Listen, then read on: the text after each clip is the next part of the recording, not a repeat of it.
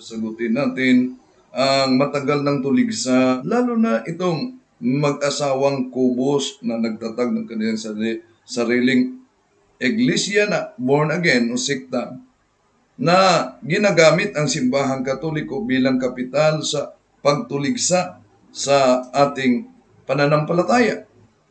Pakinggan muna natin ang tuligsa ni Pastora Roth Cobos tungkol sa binyag ng o bautismo ng mga bata. Number 7, bunyag. Nganong bunyagan madaw kuno ang actually ang ginabunyag, ang tuyo kuno sa bunyag is para makristohanon, makristiyan. Bubito ang gitawag nga christening. At maliban diyan, yung kaniyang asawa naman si Pastor Cobos, grabe talaga ang pagtuligsa niya sa simbahang katoliko. How come ka maingon nga nag-start ang Christianity sa Roma? Kay even si Jesus wa kaabot og Roma. Si Paul ang nakaabot sa Roma, gibitin pati warik. Nasa matagal nilang pagtuligsa sa pananampalatayang katoliko, sa kanila talaga bumabalik. Ito ang sasagutin natin. Samahan ninyo ako sa ating live streaming.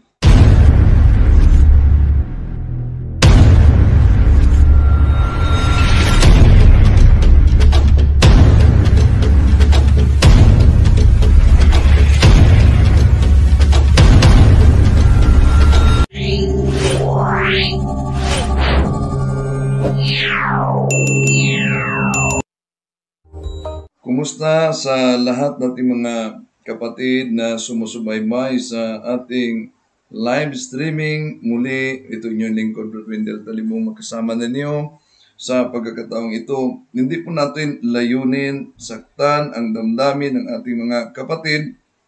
Ngunit, ang banal po nating layunin na sagutin natin punto por punto ang tuligsa nitong mga kapatid natin sa ibayong pananampalataya dahil alam niyo na, ang kasinungalingan, pag ito'y palaging inulit-ulit ay magbukha talagang parang katotohanan, lalo na sa ating mga kapatid na kulang ang kaalaman. Matagal nating sinagot si Pastor Rod Cobos nag-ordain sa kaniyang sarili bilang bishop, no?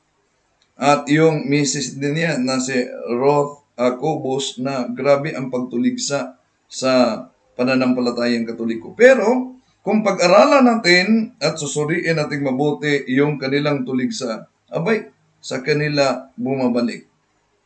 Bakit po ba sa kanila bumabalik, mga kapatid? Una, ito ang history umano ni Bishop Rod Cobos na naging katawa-tawang story. Bakit? Pakinggan. How come ka maingon nga nag-start ang Christianity sa Roma? Kay even si Jesus wa kaabot og Roma. Si Paul ang nakaabot sa Roma, gibitin pati warik. Okay. Mga kapatid, sa kulang siguro ang kaalaman sa kasaysayan, kung tandaan natin, itong mga sulpot na siktang ito, sasabihin nila, Biblia lang. Hindi tayo tatanggap ng history dahil kung tayo'y gumagamit ng history dahil malinaw naman sa iba't ibang history, mga kapatid, nakasulat kung una, sino ang nagtatag ng simbahang katoliko. Kung tingnan natin ang World History by Gregorio Saide, Philippine Edition, sa page 127, the greatest legacy of Spain to the Filipino people is Christianity, especially the Roman Catholic religion. This religion was Asian in origin, being founded by Jesus Christ in Palestine.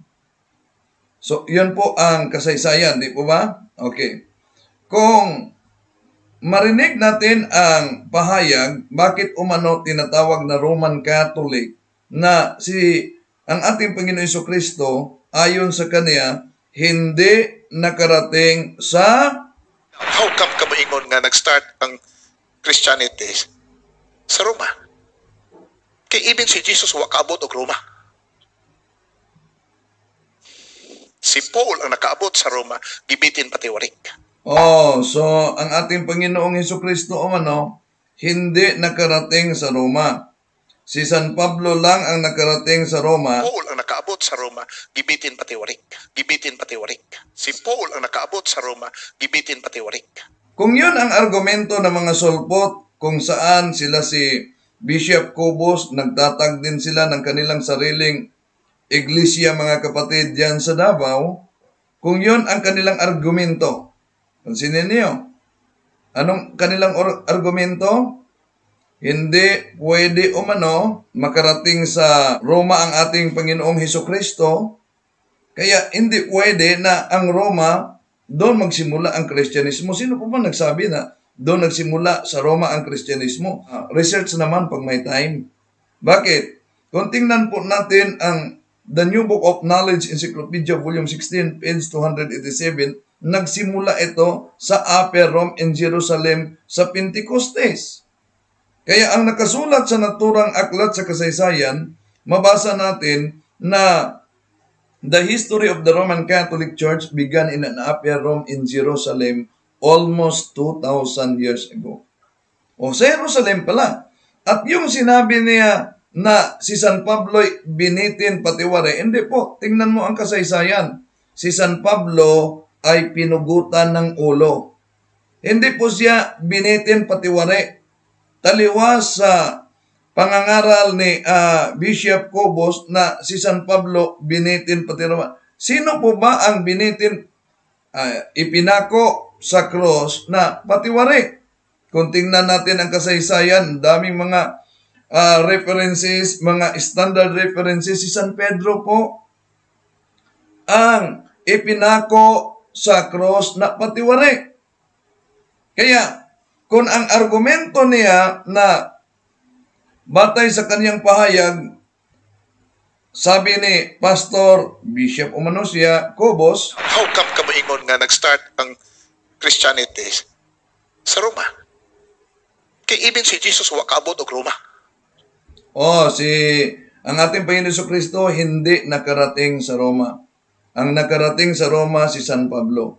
Ang tanong, bakit ka nagtatag ng iglesia diyan mismo, sekta sa Davao? Hindi naman nakarating sa Davao ang ating Panginoon Jesucristo, di po ba? No. At hindi lang yan, mga kapatid. Ito pa ang kaniyang pahayag sa tuligsa laban sa pananampalataya ng simbahang Katoliko. Well, for your information, ang Christianity, ang tinuod na Christian, nag-start in the Church of Antioch in Israel. Narinig niyo ba yung pahayag niya? Saan nagsimula? Nag-start in the Church of Antioch in Israel. Antioch in Israel. Saan ang Antioch? Church of Antioch in Israel. Sige nga. Tingnan muna natin ang mapa. Sa Israel po ba, mga kapatid, sa mga nag-aaral ng geography, sa Israel po ba, meron po bang makita diyan na Antioquia? Pastor Cobos, saang historic haya na pulot ni Pastor Cobos na sa Israel merong Antioquia? Tingnan nyo ang history. Saan po ba ang Antioch? Sa Israel po ba? Pakipansin sa history, mga kapatid. Your information, ang Christianity, ang tinuod na Christian, nag-start in the Church of Antioch in Israel. Hindi po sa mga Hodyo, sa Hentil, hindi po sa Israel. Baka, dahil siguro sa COVID, naglipat na ang Antioch sa Israel. So, kailangan ma-review siguro ang geography. Hindi lang ang geography, kundi ang history.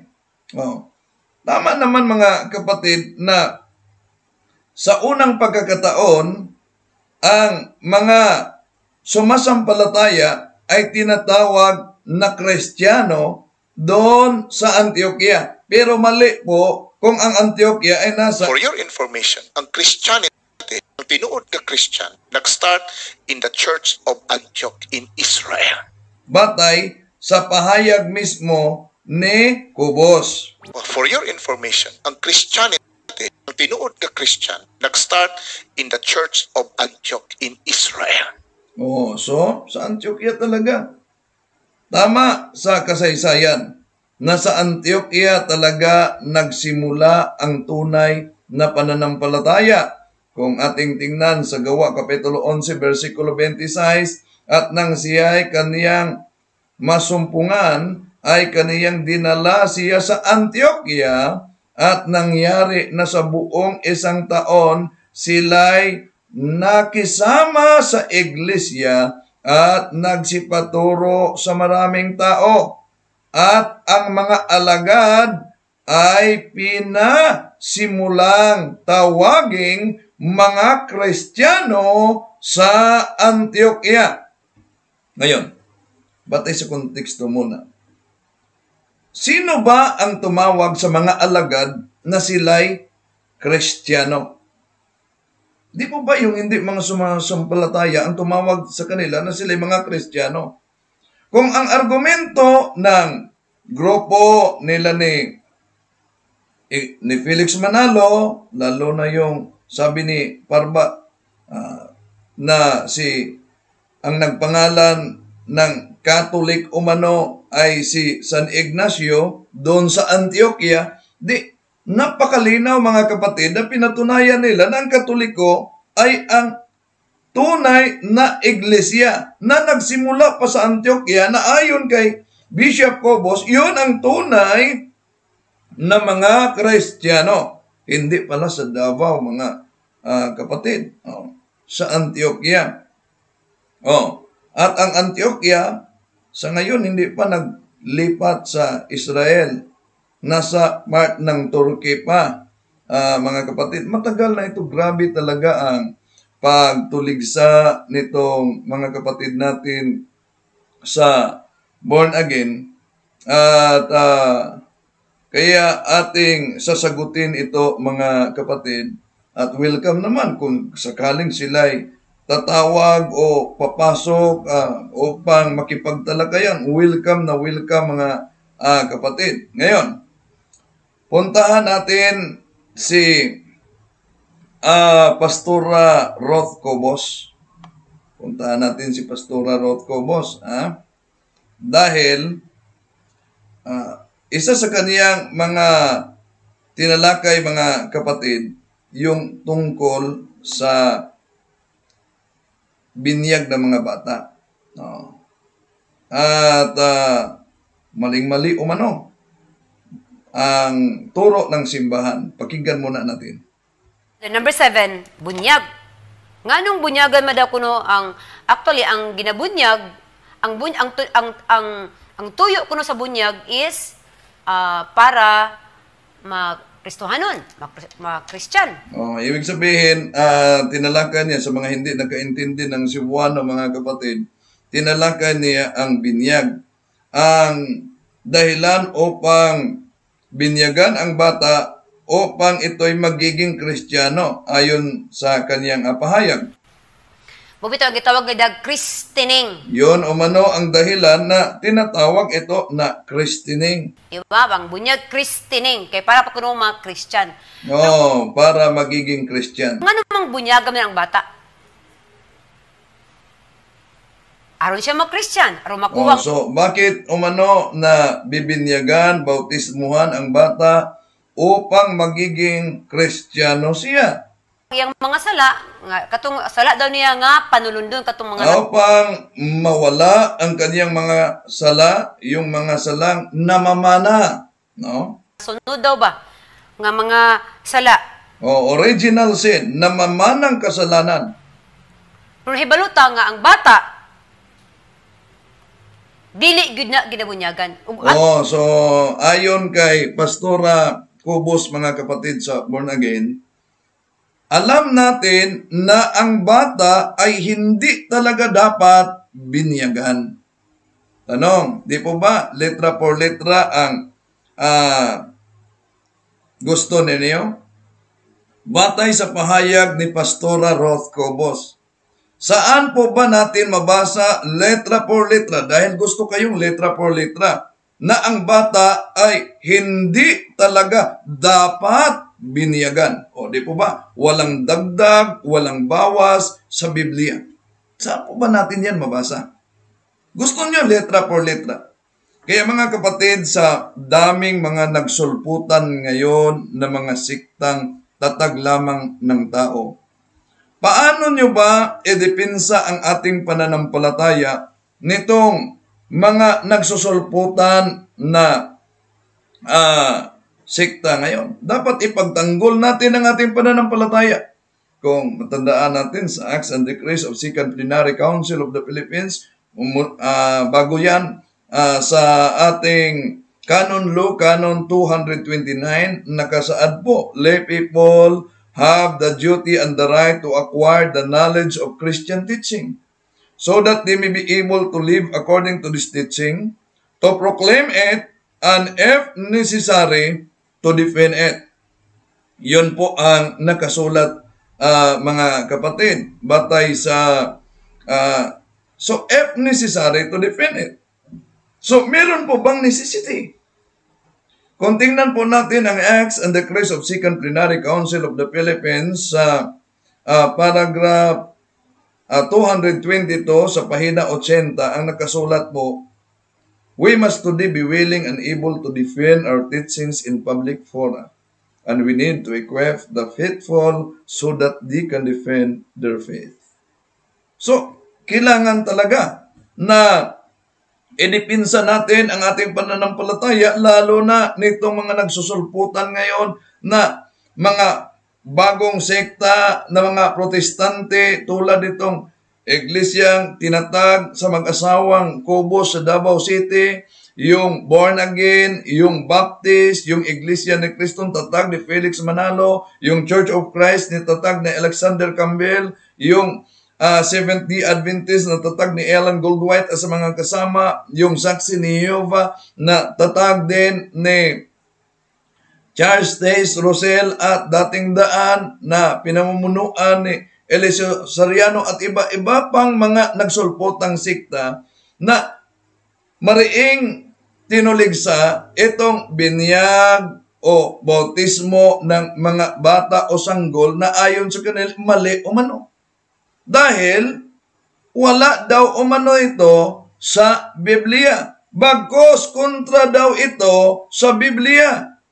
At may mga ginagamit silang verso sa Biblia, mga kapatid, upang patunayan nila ang mali nilang akala. Tuloy natin si Pastor Jacobo. Kita na to, nga sa Biblia, walay bata nga gibunyagan. Niya pa? Sa Biblia umano, mga kapatid, walang bata na binibinyagan.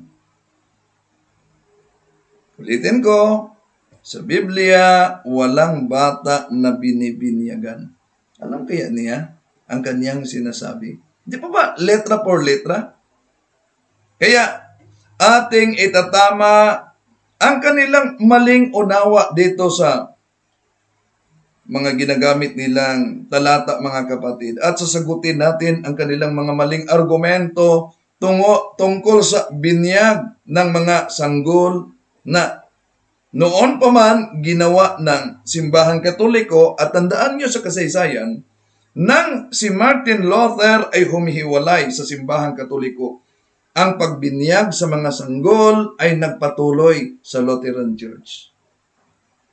Kailan nagsimula na ang bata ay hindi na binyagan? Nang si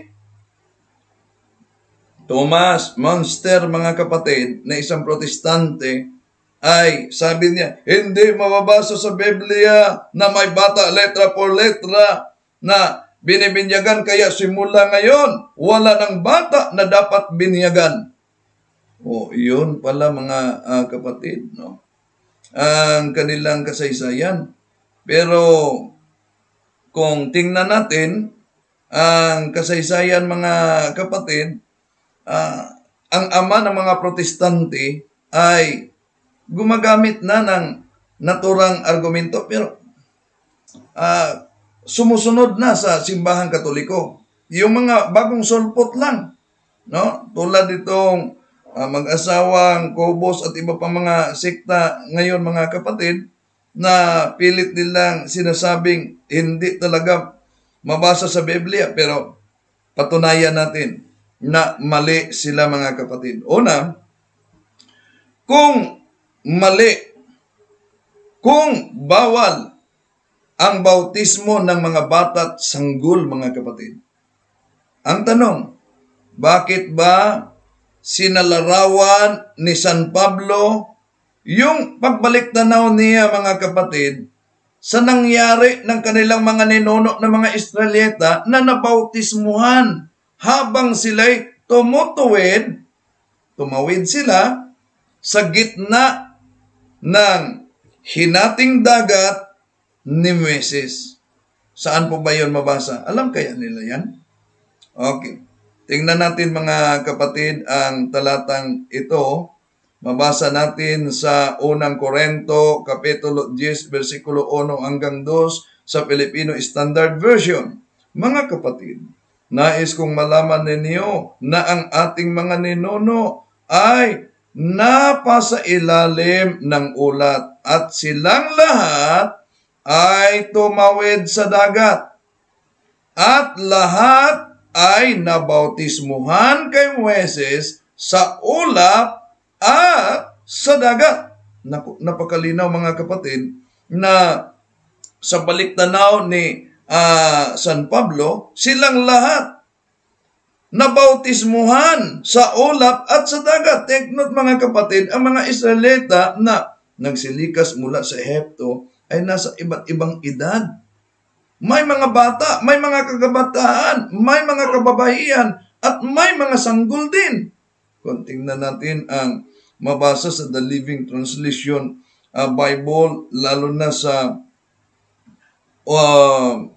Exodus chapter 12 verse 37,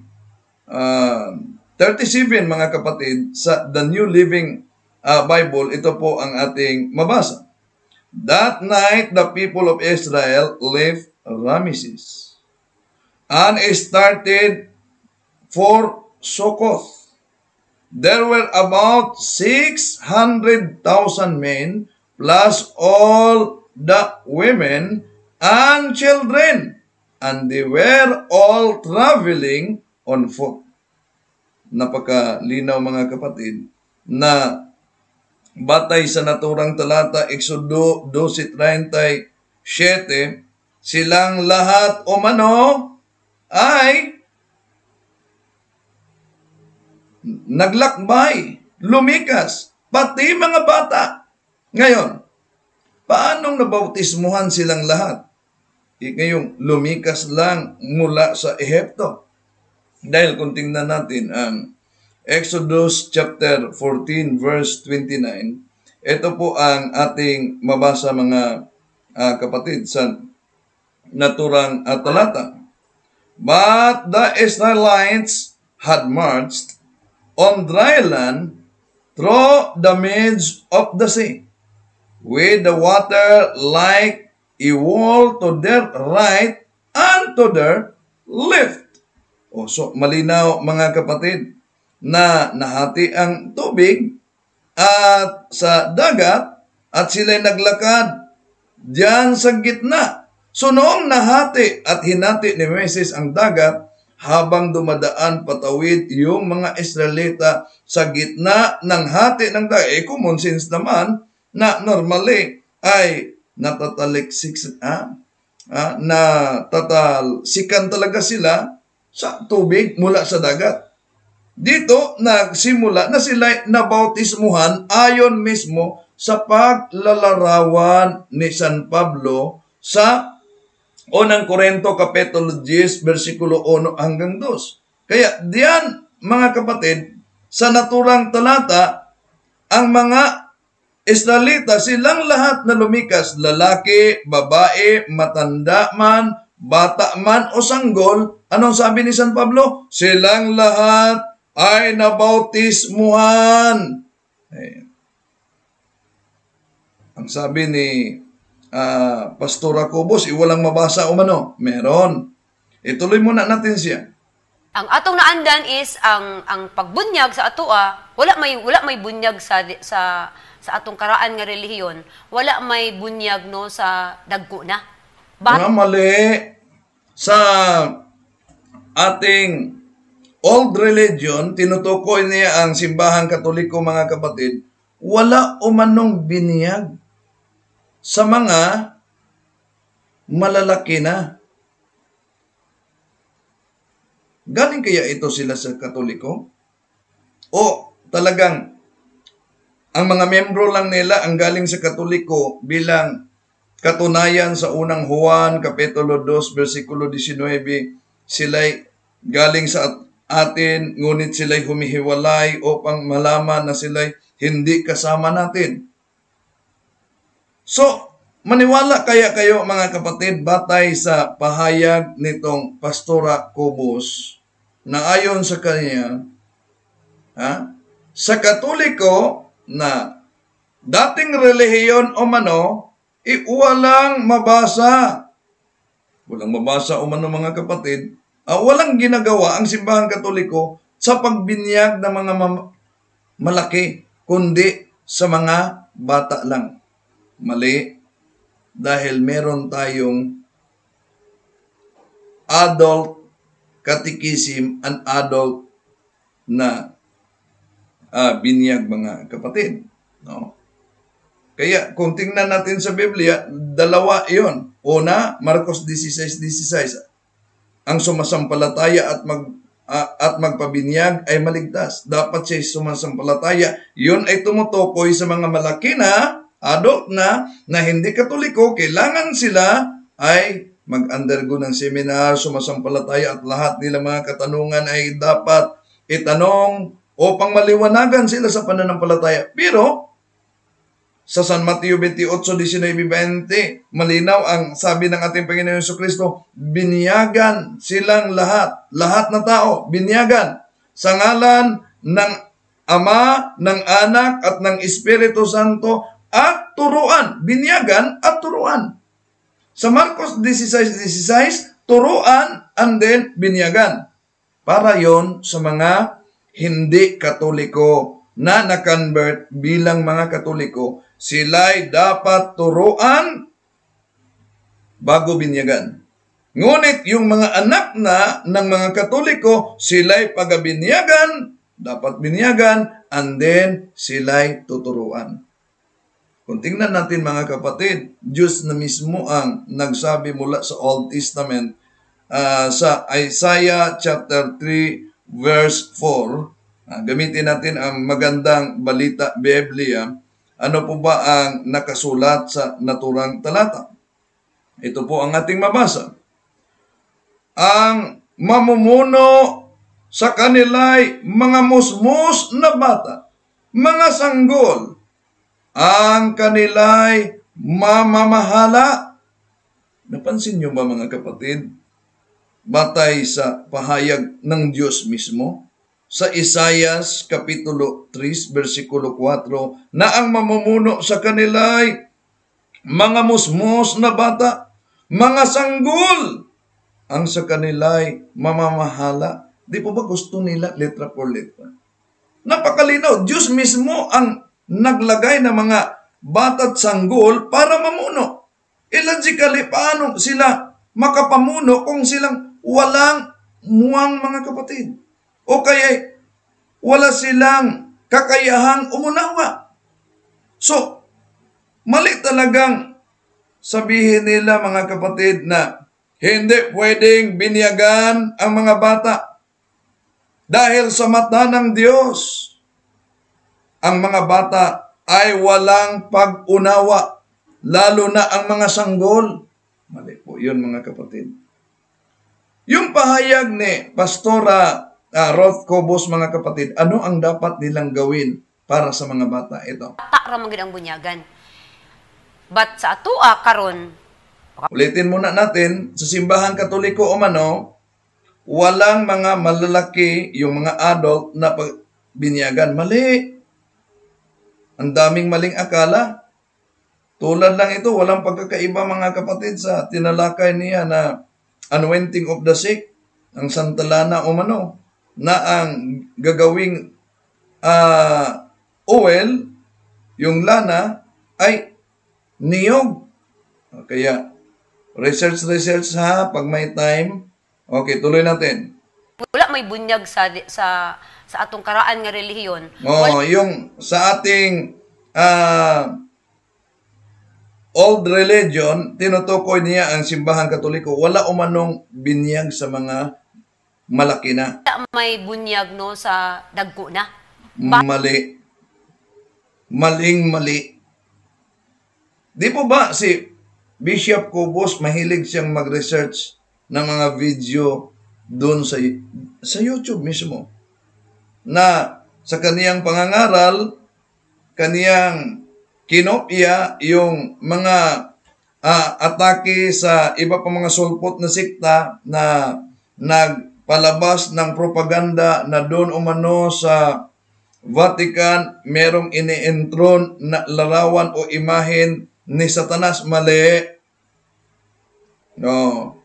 Dahil paki-search naman dito mismo sa YouTube, makita ninyo ang daming mga tao, mga kapatid, na pumasok mismo sa Vatican. No. At wala tayo makita na imahe ni Satanas na inilagay. Nasa isipan lang nila yon, dahil sa ang kanilang expertise talaga ay ang panuligsa sa simbahang Katoliko. Ngunit, hindi kaya nila tindigan ang kanilang tuligsa dahil hindi nila kaya nahaharap sa isang maginoong talakayan sa pamamagitan ng public debate. Kaya nga takot sila na haharap sa isang maginoong talakayan. No? Wala kaming time niyan. Wala kayong time, pero meron kayong time na manira na walang batayan. Okay, tuloy natin mga kapatid. Bata ra man gid ang bunyagan. But sa atoa, so ang Katoliko umano mga kapatid, bata lang, sanggol lang ang binyagan. Mali. Kulang ng research si pastora. No? Kaya dapat research naman pag may time. Dahil di totoo yan na ang Katoliko, yung mga malalaki lang ang binyagan, yung mga bata lang at hindi na yung mga adult. Tuloy natin siya. Pang isutan pa ni unya, ngano nga dili ta nagabunyag og bata. Bakit umano, tatalakayin umano niya, bakit umano na sila ay hindi magbinyag, magbautismo ng bata? Kaya ating lilinawin yung mali nilang akala, lilinawin natin ang mali nilang argumento at propaganda. Bakit tayong mga Katoliko, biblical ba na nagbinyag tayo ng mga bata? Okay, tuloy natin si pastora. Maling-mali ang pagbunyag og bata. So maling-mali umano ang pagbinyag ng bata. Tanong, saan po ba mabasa na maling-mali ang pagbinyag ng bata? Kaya nga, hindi ito sila haharap ng maginoong talakayan sa public debate. Dahil, kung iyon ang kanilang pahayag, maling-mali ang pagbinyag ng bata, ang tanong, sang-ayon ba kayo sa pahayag ni San Pablo 1 Corinto 10:1-2 na ang kanilang mga ninuno na dumaan sa gitna ng dagat na pula, sila'y binibanyagan ng Diyos sa pamamagitan ng dagat at sa ulap? Sangayon ba kayo na yon ang pahayag ni San Pablo na sila'y nakatanggap ng binyag? At sangayon ba kayo na yung dumaan sa gitna ng dagat, yung nahati, hindi lang yun mga malalaki, mga mamatanda, kundi pati na bata. At ang pahayag ni San Pablo, silang lahat ay bininanyagan ng Diyos.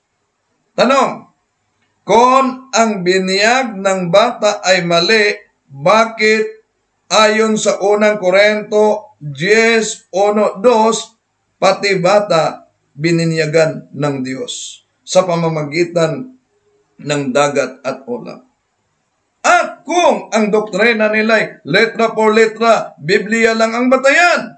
Tanong, saan po ba mabasa, mga kapatid, na sinasabing ang pagbinyag ng bata ay maling-mali?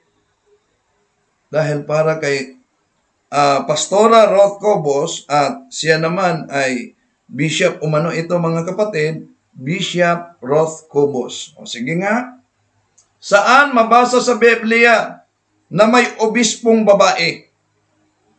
Wala, di po ba?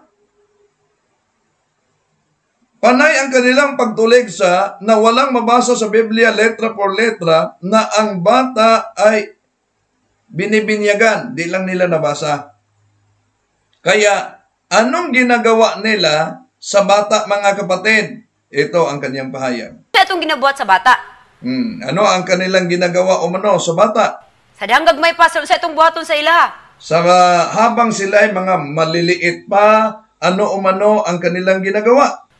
Aron ma-break ang mga gitawag na mga sala nga panulundon o So naniniwala pala sila sa kasalanan, yung original sin, ang kasalanang namamana. Pero ano ang dapat nilang ginagawa upang ma-break ang minamanang kasalanan, yung original sin? Ano? Ito. ang gitawag nga generational curse. Yung tinatawag na generational curse. Yun ang para sa kanila ay original sin, minamanang kasalanan, mga kapatid. Pero ano upang maputol yan ang kanilang ginagawa? Ang atong buhaton sa bata, atong gididikar. Kanilang ino-offer, dinidikit nila sa templo. Tama sa gibuhat ang Ginoong Hesus. Tulad sa ginagawa ng ating Panginoon Jesucristo. Tingnan muna natin, ha? Tingnan natin kung tama ba sila. Si Ginoong Hesus, mga atong pinaka-model, di ba? Dahil ang ating Panginoon Jesucristo ang model kaya yung mga bata mga kapatid, yon din, sila'y idinala, ini-offer doon mismo sa templo. Pero tingnan natin, dahil wala silang talata na binabanggit, pero ang tinutukoy niya, yung Lucas Kapitulo 2, versikulo 21 hanggang 24. Basahin muna natin, mga kapatid. Ano po ba ang nakasulat sa naturang talata na ito'y kanilang kinakopy-paste para sa kanilang mga kabataan? Ito po ang ating mabasa. Sa pagsapit ng 8 araw, tinuli ang bata at pinangalanang Hesus. Ito ang pangalang sinabi ng anghel bago siya ipinaglihi. Dinala si Hesus sa templo. Yun ang kanyang tinutukoy, mga kapatid. Nang sumapit ang araw ng kanilang pagtupad sa seremonya, ng paglinis ayon sa kautusan ni Moises, pumunta sila sa Jerusalem. Dinala ang sanggol upang iharap sa Panginoon, sapagkat ganito ang nasusulat sa kautusan. Ang Panginoon, bawat panganay na lalaki ay itatalaga sa Panginoon. Nag-alay din sila ng handog ayon sa nakasaad sa kautusan ng Panginoon. Magkapares na ibong bato-bato o kaya'y 2 inakay na kalapati. Ayan po. Yun ang ating mabasa, mga kapatid. Yun ang kanilang ginagaya. Sige, dahil ang ating Panginoon Jesucristo ay modelo. Sige nga. Pero kung ang ating Panginoon Jesucristo ang modelo, kaya ginagaya nila, huwag niyong kalimutan, Lucas Kapitulo 2, versikulo 21, 8 araw, matapos siya ipinanganak, siya'y tinuli. Tanong, yun po ba ang ginawa ninyo? ikawalong araw matapos na ipanganak ang bata, tinuli ninyo sa loob ng templo? At sa 22, ano ang nakasulat? Di po ba malinaw na dinala ang sanggol upang iharap sa Panginoon? Dahil ang kautusan ng Panginoon, bawat panganay na lalaki, bawat panganay talaga, bawat panganay ay itatalaga ng Panginoon. Tanong, bakit lahat ng mga bata, lahat ng mga bata ninyo, puro panganay? Di lang yan. Mag-aalay umano ng ibong bato-bato o kaya'y dalawang inakay na kalapate. Yun po ba ang ginawa ninyo? Ibinago ninyo kung sasabihin ninyong, hindi, lahat lang ng mga bata ang dinala namin sa templo upang iharap namin sa Panginoon. Malinaw naman ang nakasaad sa talata kung saan kayo nag-copy-paste. Di po ba? Napakalinaw na iyong bawat panganay. Pero, balikan natin yung pahayag ni Pastora Cobos. Ayon sa kaniya, inaalay sa templo upang mawala o mano mga kapatid. Ano ang mawala? Mawala ang minamanang kasalanan. O, sige nga. Tanong, nang ang ating Panginoong Hesukristo ay inaalay sa templo batay sa kautusan ni Moises, ibig po ba sabihin meron siyang minamanang kasalanan? O.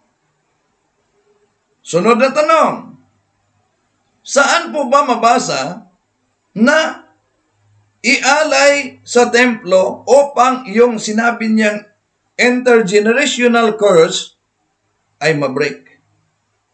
O, kala ko, kung ang born again magturo ay dapat Biblia lang, dapat nakasulat sa Biblia. Pero mga kapatid, sa lahat ng mga Katoliko na naakay sa mag-asawang Cobos dahil sa palaging panunulagsa nila sa simbahan Katoliko, buksan niyo ang inyong isipan. Oh. No. So, yun po ba ang kanilang mga itinuturo? Talagang nakasulat ba sa Biblia? Oh. Kung ating susuriing mabuti, napakalinaw mga kapatid, na wala sa kasulatan ang kanilang itinuturo. Wala. Napakalinaw po. So, at tandaan natin na sa panahong Kristiyano, yung pagtuli ng mga Hodyo sa lumang tipan, ang katumba sa mga Kristiyano, yun po ay binyag. Saan po ba mabasa? Okay, tingnan niyo. Kung wala bang mabasa sa Colosas, Kapitulo 2, versikulo 11 hanggang 12. Ito ang ating mabasa. Sa kaniya, kayo ay nasa pagtutuli, hindi sa pamamagitan ng mga kamay, upang hubarin ninyo ang mga kasalanan sa laman.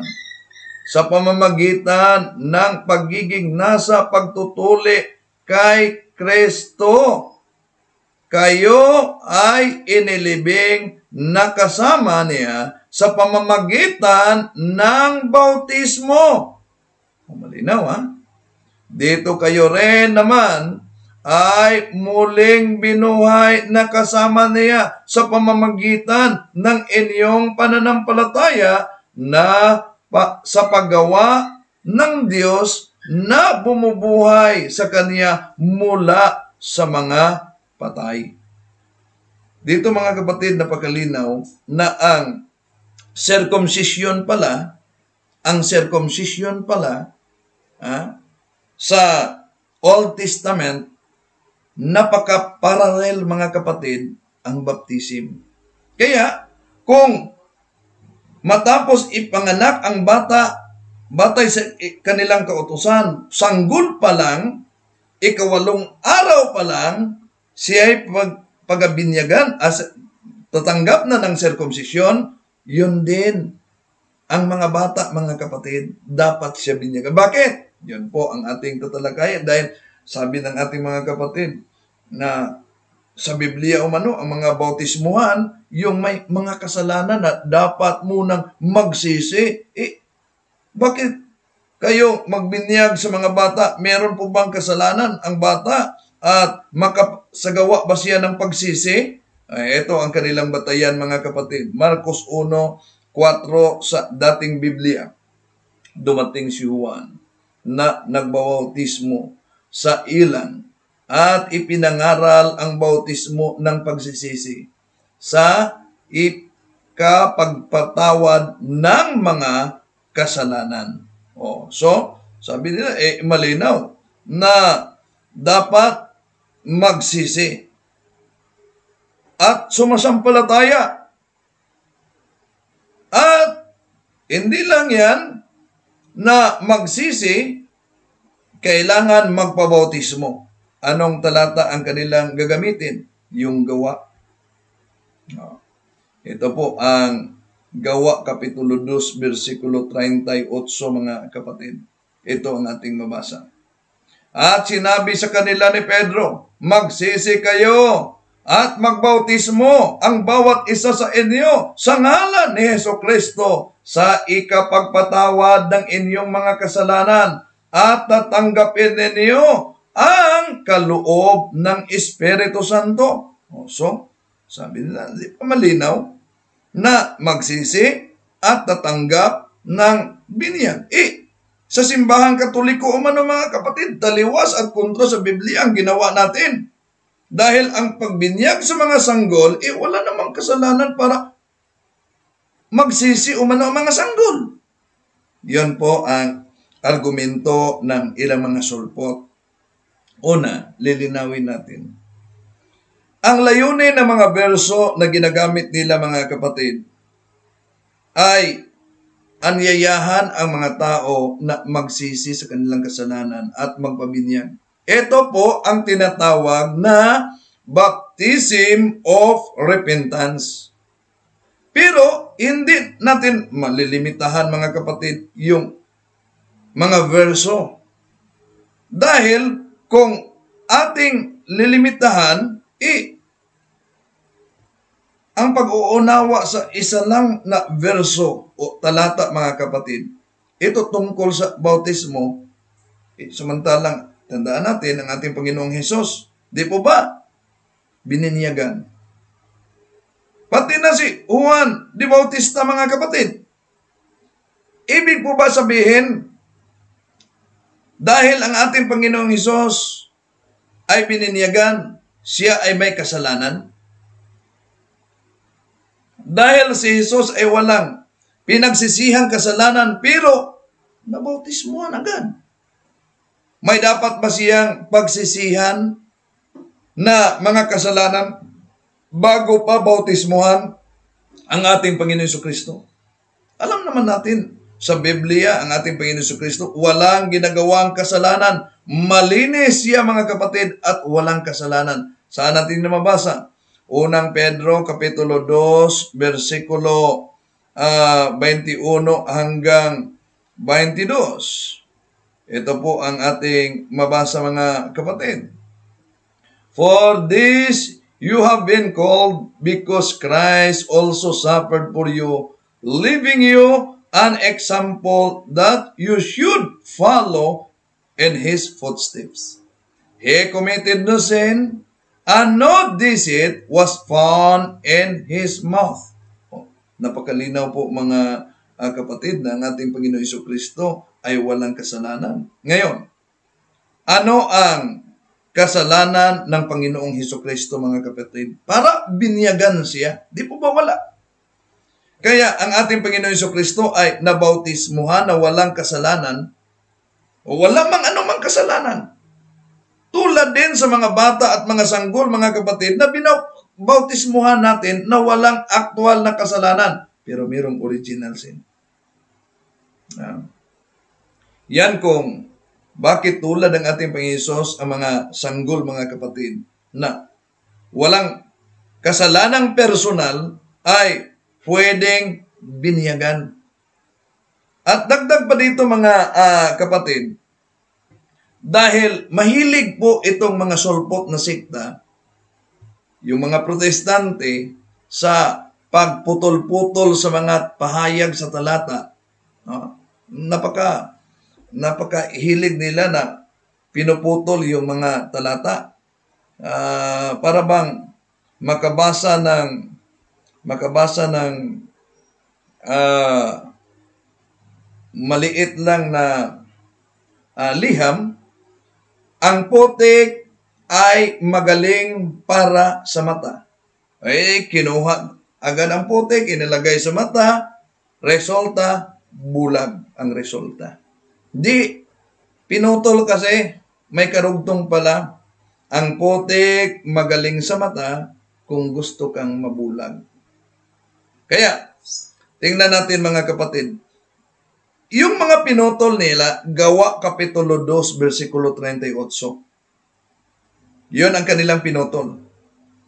Tingnan natin ang konteksto. Tingnan natin ang kabuuan nito. Isasama natin ang sunod na talata sa katabing verso, mga kapatid. Yun lang iniiwasan nila ang verso 39. Dahil mahilig talaga ito sila mag-magic, di po ba?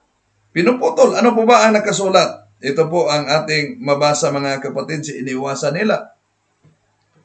Sumagot buuin muna natin, 38, iniwasan nila ang 39.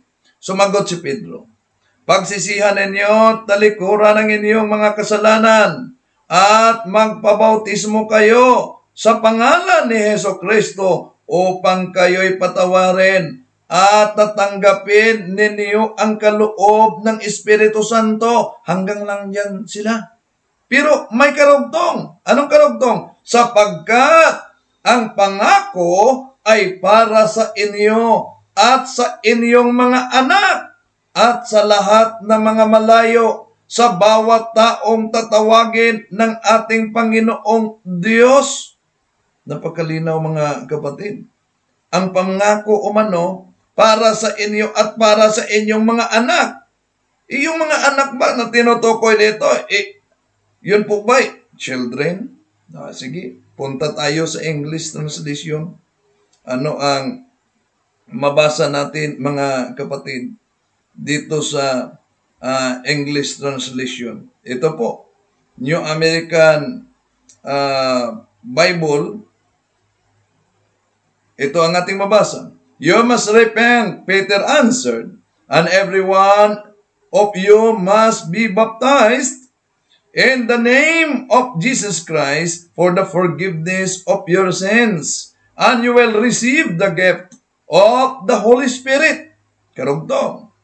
The promise that was made is for you and your children, and for all those who are far away, for all those whom the Lord our God is calling to Himself. Napakalinaw, mga kapatid. Ang pangako ay para sa inyo at para sa inyong mga kabataan, children. Ano po bang pangako sa binyag? Alam niyo ba kung ano ang pangako sa binyag?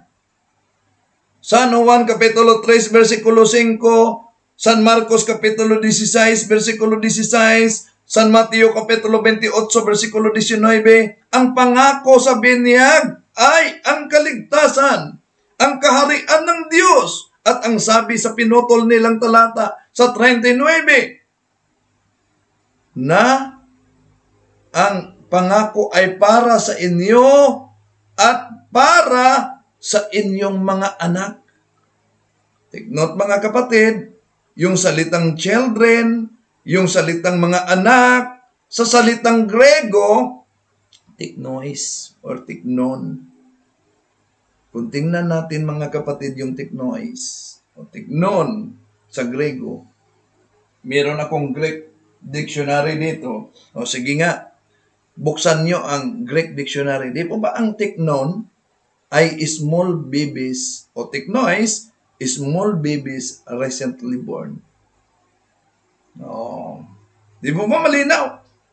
Kaya, napakalinaw na sa verso 38, inuutos ang magpabautismo ang mga matandang tagapakinig. Pero isama din ng mga apostol ang mga bata at sanggol sa pagtanggap ng binyag. Kung ituloy natin sa verso 39, malinaw, ito ay malinaw talaga. Sinabi diyan mga kapatid, ulitin natin. Binyagan ang mga malaki na sa verso 38, ngunit sa 39, kasali pala ang mga bata. So, walang pagkakaiba ito na tandaan nyo ba sa Lucas, Gawa. Punta tayo sa Gawa. Gawa Kapitulo 16, versikulo 14, mga kapatid. Hanggang 15. Natandaan nyo ba? Na si Lydia, isang babaeng sumasampalataya ng Diyos, siya tumanggap ng binyag o bautismo, pero hindi lang siya, kundi pati na ang buong sambahayan niya. Ito ating basahin, mga kapatid, ang mabasa sa naturang talata, no? Dahil New American Bible gamitin natin. New American Bible. Ito po ang ating mabasa sa Gawa Kapitulo 16, versikulo 14 hanggang 15. One of them, a woman named Lydia, a dealer in purple cloth, from the city of Thyatira, a worshipper of God, listened, and the Lord opened her heart to pay attention to what Paul was saying. After she and her household had been baptized, she offered us an invitation. If you consider me a believer in the Lord, come and stay at my home. And she prevailed on us. So, ngayon mga kapatid, batay sa talata dito, di mo ba, ang pamilya ni Lydia ay tumanggap ng bautismo. Pero, kung tingnan natin ang talata, si Lydia ang sumasampalataya. Buong pamilya ba niya ang sumasampalataya? Pero bakit? Isinama ni San Pablo yung kanyang pamilya sa pagbinyag na ang nakikinig. Binuksan ang isipan ng Diyos ay si Lydia, ngunit buong pamilya ang tumanggap ng bautismo. So tulad din ang Katolikong binyag, mga kapatid, sa mga sanggol. Batay sa pananampalataya ng mga magulang. Kung tandaan natin sa verse 15, household, na ibig sabihin mga kapatid, pamilya yon. At normal na kung pamilya, may bata, may sanggol, di po ba? Sa isang pamilya. Kaya, hindi malayong makapagbautismo si San Pablo, mga kapatid, ng bata at sanggol, lalo na sa pamilya ni Lydia. Ngayon, meron pang mga, dami na palang pumasok sa ating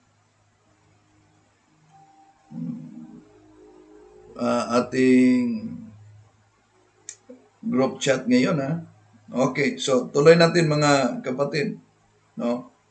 Ang ating talakayan. Okay. Yung ginagamit din nila na Marcos Kapitulo 1, versikulo 4, yung Gawa Kapitulo 2, versikulo 38, na ipinahayag na ang bautismo ay para sa mga nagkasala o may mga kasalanan. Una, mga kapatid, hindi po yan kontra sa infant baptism. Dahil sila ay may mga kasalanan, hindi po kasalanang personal. Dahil dalawa ang kasalanan. Original sin at yung actual sin. Baka magtanong kayo, saan mabasa letra por letra original sin? Kung mabasa ko. Kaya mag-ingat kayo sa gusto nila letra por letra. Meron talaga letra por letra. Original sin. No? So original sin o actual sin. No? So ang bata, wala siyang actual sin, pero siya'y may original sin. Itong kasalanang ito ay namamana mula sa ating mga magulang, ninuno hanggang umaabot sa pagbalik pa noon kay Adan at Eva. Kung tingnan natin mga kapatid ang nagasulat sa Awit, Kapitulo 51, versikulo 5, 7, ito po ang ating mabasa. Ako'y masama na buwat ng isilang, makakasalanan na nang ako'y iluwal. Ako ay linisin, sala ko'y hugasan, at ako'y puputi ng lubos-lubusan. So, napansin nyo ba mga kapatid ang naturang talata? Napakalinaw. Sa verse 6, sabi ni Propeta David, siya ay may kasalanan bago pa siya ipinanganak. Noong siya ay ipinagdalang tao, may kasalanan na siya. Sabi naman, bakit binyagan ninyo ang bata? Nako, una, napakalinaw po kapatid.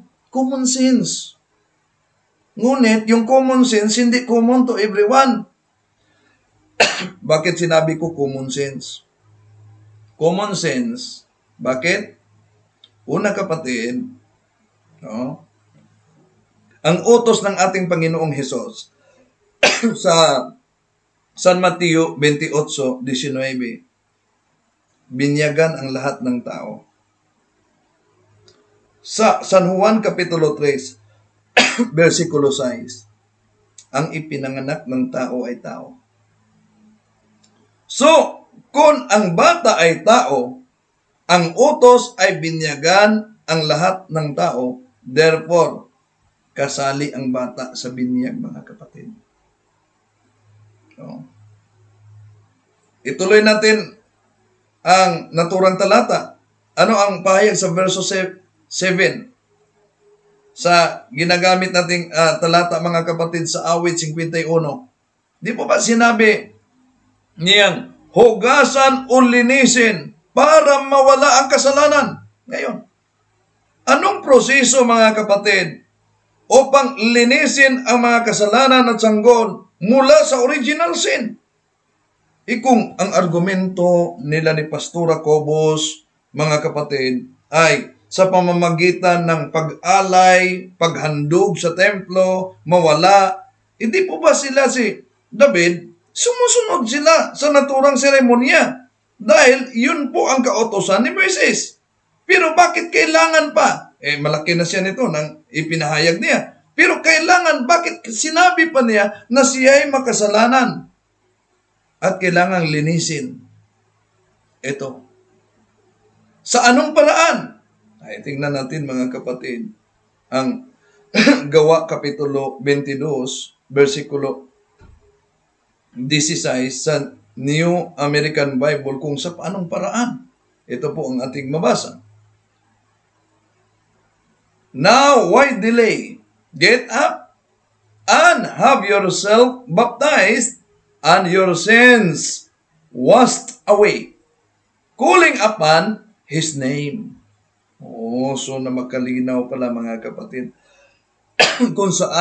kung paanong paraan na ang malinis ang kasalanan sa pamamagitan ng bautismo, sa pamamagitan ng binyag.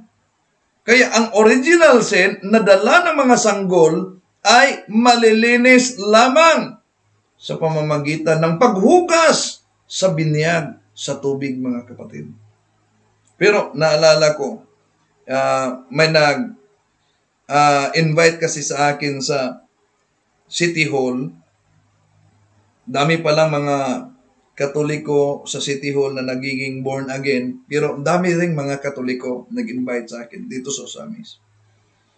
Yung mga born again, sabi nila, Brother Rendel, saan po ba mabasa sa Biblia na yung binyag ay paglinis ng kasalanan? Meron po bang mabasa? Hindi pala nila alam. Kaya namangha ako. Bible alone, ngunit hindi nila alam. O sige, tingnan niyo sa unang Pedro, Kapitulo 3, versikulo 21. Anong mabasa? Ang tubig na iyon ang larawan ng bautismo na ngayon ay nagliligtas sa atin. Hindi sa paglilinis ng karumihan ng makasalanang likas, kundi ang tugon ng isang malinis na budhi sa Diyos. Ito'y sa pamamagitan ng pagkabuhay muli ni Hesus Kristo. So, napakalinaw, mga kapatid. Pero, ayon sa mga iba pang sulpot, alam nyo, bakit ninyo bautismuhan yung mga sanggol? Wala naman yan sa Biblia. Hindi yan sinusuportahan ng Biblia. Kayong mga Katoliko, nagtuturo kayo na wala sa Biblia. Pero kung ating susuriin, mga kapatid, sila din. Daming mga turo nila na hindi nila alam na hindi pala biblical. Dami kung ating paniniwalaan, kung ating susuriing mabuti, mga kapatid.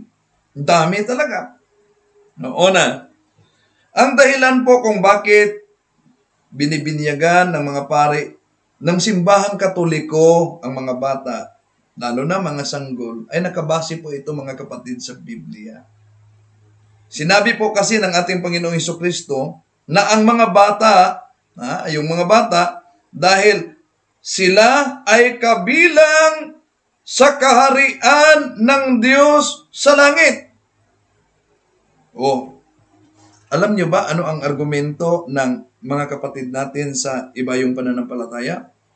Hindi dapat sila binyagan.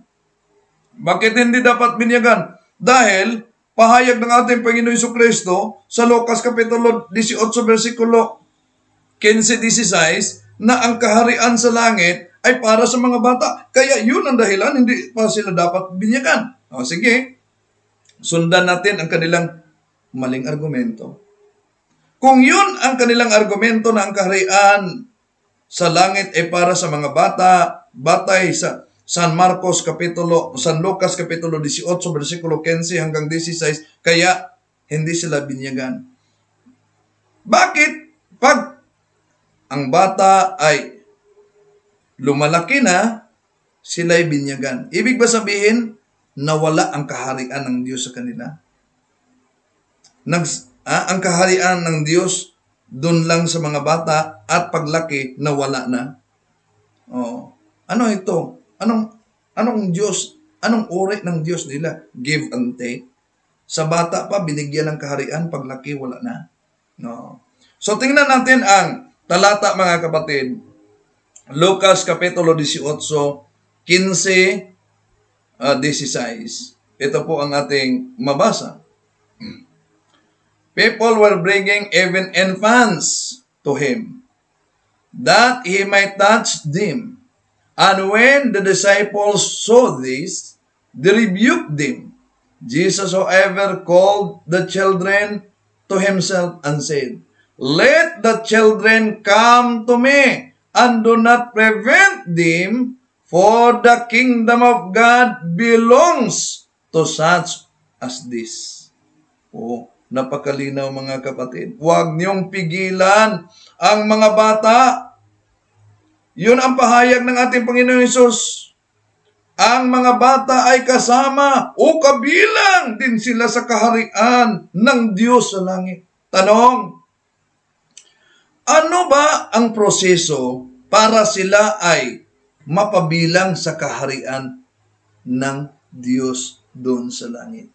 Ano? Di po ba, mga born again pala, di po ba mahilig ninyo itong ginagamit na talata? John chapter 3 verse 5. Jesus answered, Amen, amen, I say to you, no one can enter the kingdom of God without being born of water and Spirit. So, napakalinaw pala mga kapatid. Upang matamo ang kaharian sa langit sa pamamagitan ng binyag. Anong sabi ng ating Panginoon Hesus? Huwag niyong pigilan ang mga bata sa paglapit sa akin. Tanong, ang binyag ba ay makapalayo sa Panginoong Hesukristo o ang binyag ba ay makapalapit sa ating Panginoong Hesukristo? Natural, ang binyag ay makapalapit sa ating Panginoong Hesukristo dahil Galatia 3:27, ang nabinyagan sa ngalan ni Kristo ay naging Kristiyano na. So malinaw mga kapatid na yung born of water and Spirit ay patungkol yon sa bautismo. Saan po ba ang prueba? Dahil gusto sila letra por letra. May mabasa ka pa, letra por letra, Brad Wendell, na yun po'y tungkol sa bautismo. Ito po ang ating mabasa mga kapatid. Mark chapter 1 verse 8. I have baptized you in water. He will baptize you with the Holy Spirit. So, napakalinaw mga kapatid, tungkol pala sa binyag. Yung iba kasi natin mga kapatid na nagsusulputan, para sa kanila, di na yun, ang yung iba, lalo na yung things to come, di yun gumagamit ng tubig.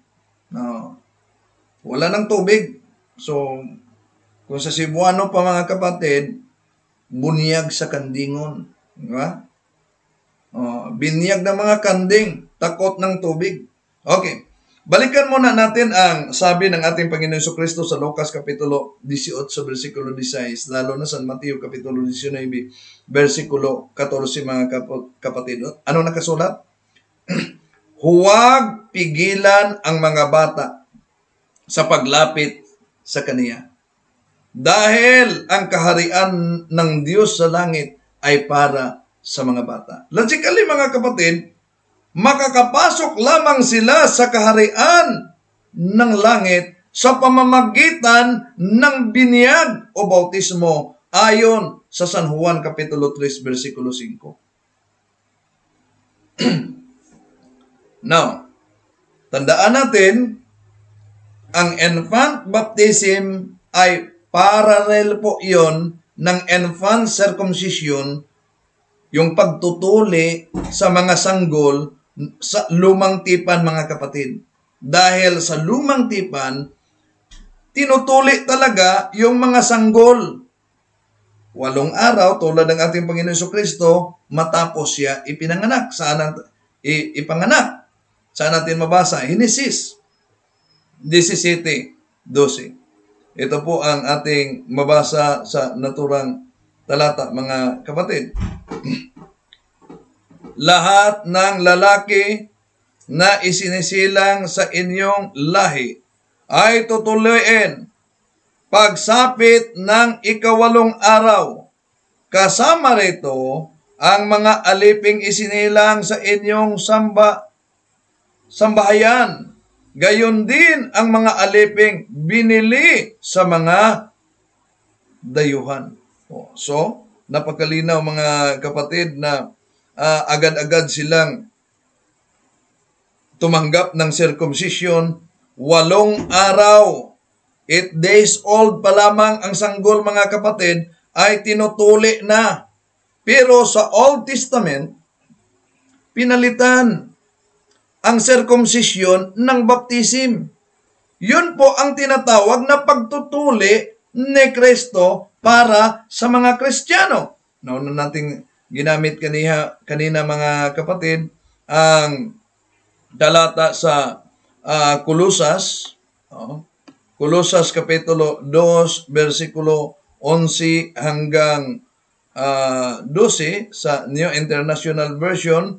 In him you were also circumcised, in the putting off the sinful nature, not with the circumcision done by the hands of men, but with the circumcision done by Christ, having been buried with him in baptism, and raised with him through your faith in the power of God, who raised him from the dead. Oh, malinaw mga kapatid, ang katumbas ng circumcision noon sa Old Testament na mga bata pa dapat tatanggap na sa bagong tipan, mga kapatid, yun pala ay biniyag.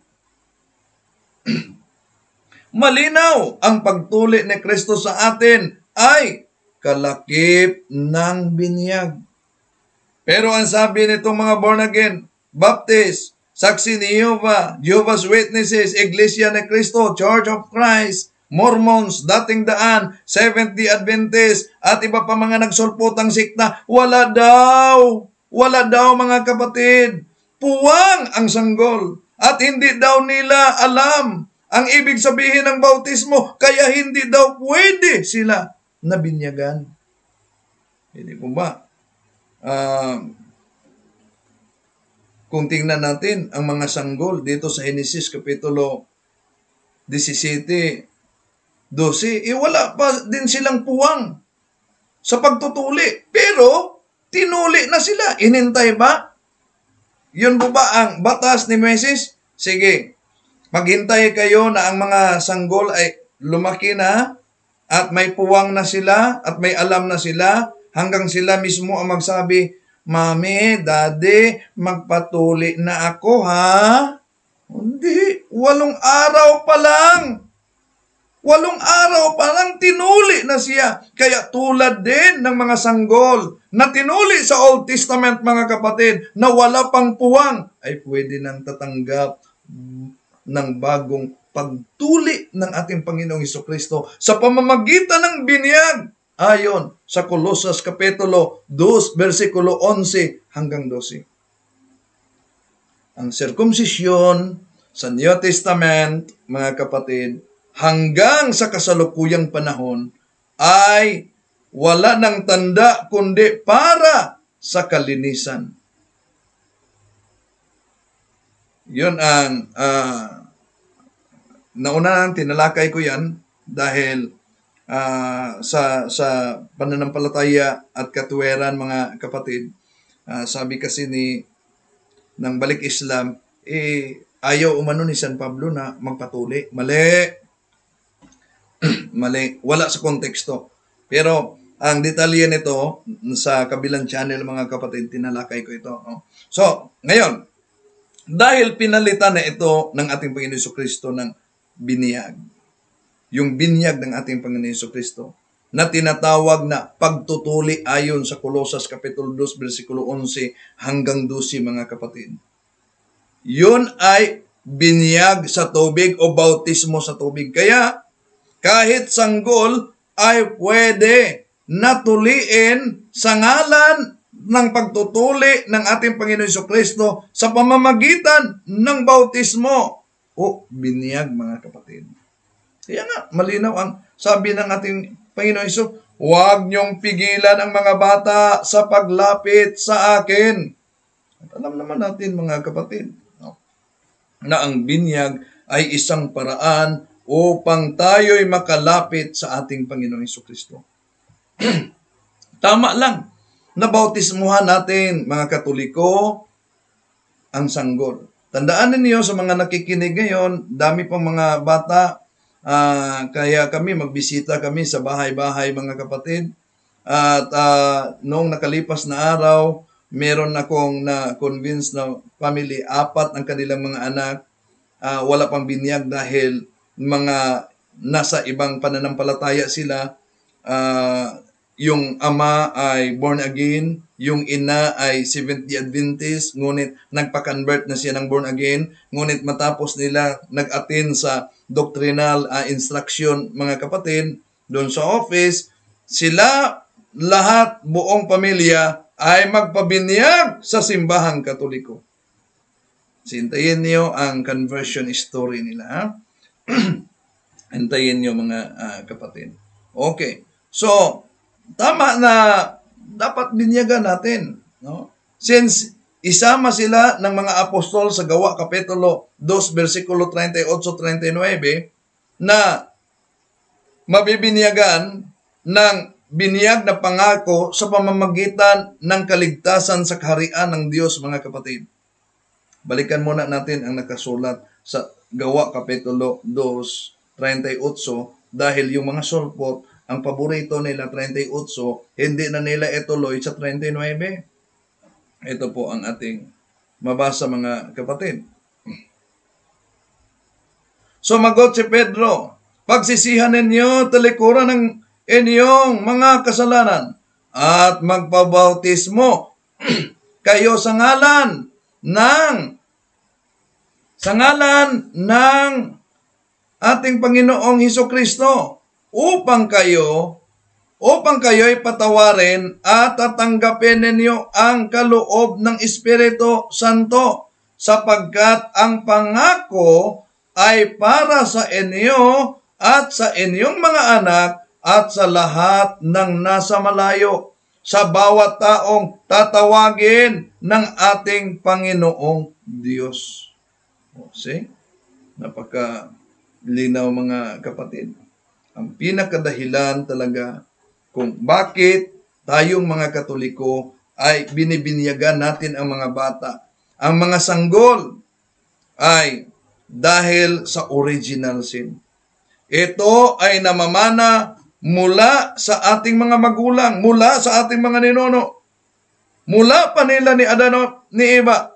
Tingnan natin ang Awit Kapitulo 51, versikulo 5 hanggang 7. Balikan natin. Nauna natin itong ginamit, mga kapatid. Ito ang ating mabasa. Ako'y masama na buwat ng isilang. Makasalanan ng ako'y iluwan. Ako ay linisin, sala ko'y hugasan, at ako'y puputi ng lubos-lubusan. Kasi, napakalinaw, mga kapatid, ito'y tungkol sa original sin. So, ang binyag, sa pamamagitan ng binyag, yon ang paglinis sa kasalanan, Gawa Kapitulo 21, versikulo 16.